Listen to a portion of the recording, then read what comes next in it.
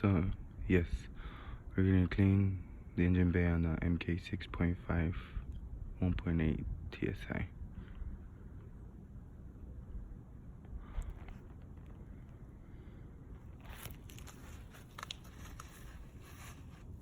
So